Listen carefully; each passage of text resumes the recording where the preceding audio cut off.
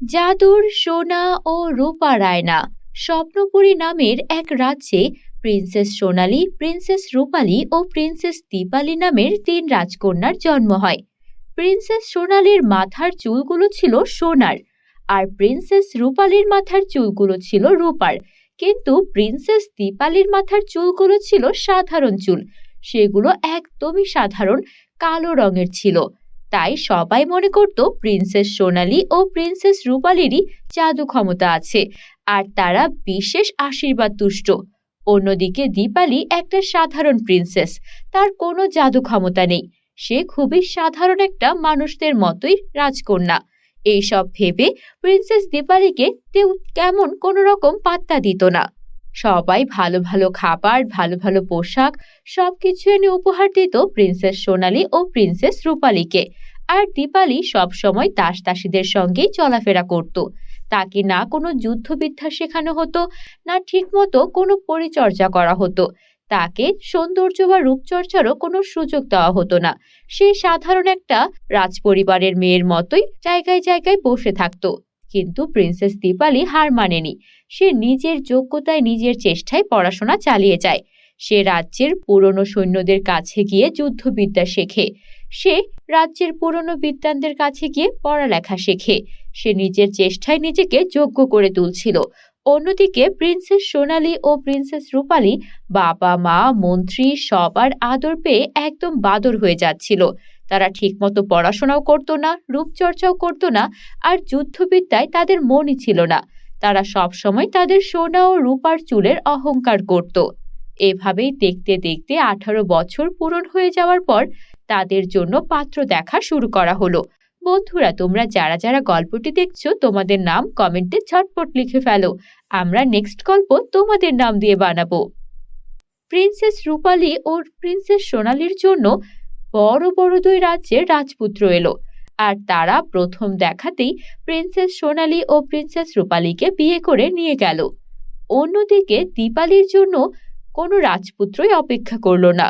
রাজা পুরো রাজ্যে এলান করলেও কেউ কালো চুলের রাজকুমারীকে বিয়ে করতে রাজি হলো না।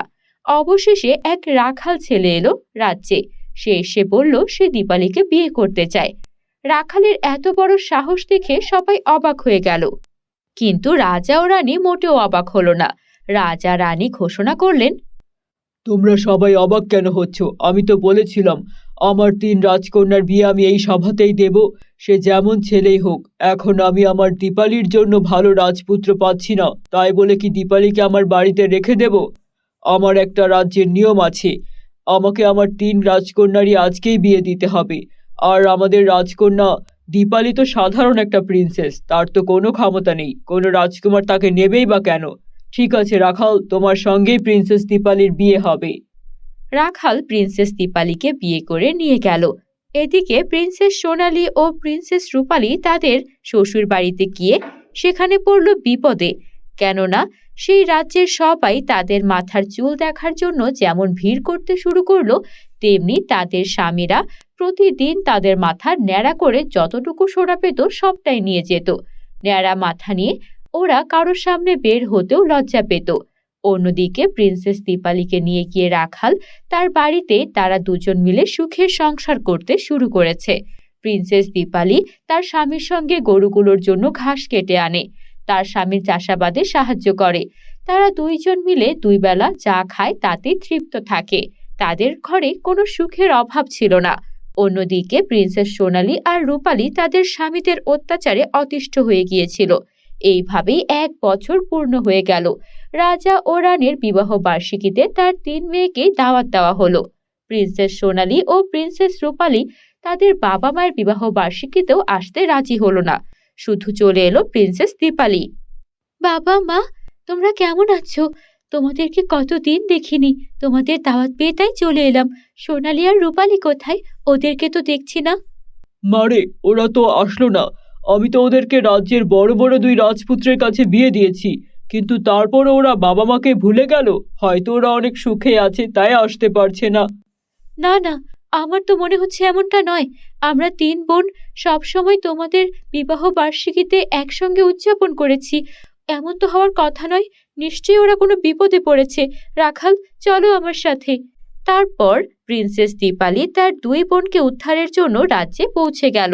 প্রথমত, রাজ্যে অনেক কড়া পাহারা ছিল, কিন্তু তারপরও দীপালি এতটুকুও বিচলিত হলো না। তখন দীপালি মনে মনে কিছু উচ্চারণ করলো, সঙ্গে সঙ্গে তার সামনে একটা সোনার আর একটা রূপার আয়না প্রকট হয়ে গেল। রূপার আয়না দিয়ে সে সৈন্যদের চোখ ঝলসে দিল, আর সোনার আয়না নিয়ে সে পৌঁছে গেল রাজ্যের ভেতরে, যেখানে কিনা রাজকন্যারা বন্দী ছিল। প্রিন্সেস রূপালী তার বোনকে দেখে দৌড়ে এলো আর কাঁদতে কাঁদতে বলল, বোন, আমি আমার রাজপুত্রকে বিয়ে করে বিপদে পড়ে গেছি। সে প্রতিদিন আমার মাথা ন্যাড়া করে দেয় আর আমার মাথার সব চুল নিয়ে বিক্রি করে দেয়। আমি আমার এই ন্যাড়া মাথা নিয়ে কারোর সামনে যেতেও পারি না। বাবা মায়ের সঙ্গে দেখা করতে চেয়েছি, কিন্তু আমার ন্যাড়া মাথা দেখলে বাবা মা তাদের সঙ্গে কোনো বিচার করতে পারে, তাই তারা আমাকে যেতেও দিচ্ছে না। আমার মনে হয় সোনালীরও একই অবস্থা। চলো, আমরা সোনালীকে বাঁচাবো। যখন আরো অনেক সৈন্যরা এসে তাদেরকে আটকানোর চেষ্টা করলো, তখন প্রিন্সেস দীপালি তার সোনার আয়না দেখিয়ে বলল, খবরদার আমার সামনে আসবে না। এই সোনার আয়না থেকে আমি আগুন বের করে তোমাদেরকে ভস্ম করে দেব। সবাই ভয় পেয়ে গেল। তারপর প্রিন্সেস দীপালি প্রিন্সেস সোনালী আর রূপালীকে একইভাবে উদ্ধার করে রাজপ্রাসাদে নিয়ে এলো। বাবা, আমরা অনেক কষ্টে ছিলাম। তোমরা তো আমাদের সবচেয়ে ধনী রাজপুত্রের কাছে বিয়ে দিয়েছো, কিন্তু তারা ধনী হলে কি হবে? মনের দিক থেকে তারা অনেক গরিব। তাদের সবকিছু থাকা সত্ত্বেও তাদের লোভ ছিল আমাদের সোনা আর রূপার চুলে। কতবার যে আমার মাথা এভাবে ন্যাড়া করেছে, আর আমার মাথা থেকে কেটে রক্ত পড়েছে, তারপরও আবারও ন্যাড়া করে দিয়েছে।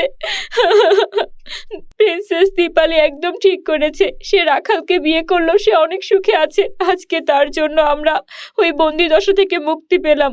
কিন্তু বোন, প্রিন্সেস দীপালি, তুমি এই সোনা রূপার আয়না কিভাবে হাসিল করেছো? আমি কোনো জাদু ক্ষমতা নিয়ে জন্মাইনি। আমার মাথায় কোনো সোনার চুল কিংবা রূপার চুল ছিল না, কিন্তু আমি কঠোর তপস্যা করেছি। আমাদের রাজ্যের পুরনো বৈদ্যের কাছে, আমাদের রাজ্যের পুরনো কবিরাজের কাছে, আমাদের রাজ্যের পুরনো মন্ত্রীর কাছে, তাদের সবার কাছ থেকে আমি যুদ্ধবিদ্যা শিখেছি, পড়াশোনা শিখেছি। আর তার সঙ্গে পুরনো তান্ত্রিকের সঙ্গে আমি যজ্ঞ করে করে গত 10 বছর মিলে সাধনা করে আমি এই সোনা ও রূপার জাদুর আয়নার জাদু আয়ত্ত করতে পেরেছি, যা বিশেষ মুহূর্তে আমার শক্তি হবে।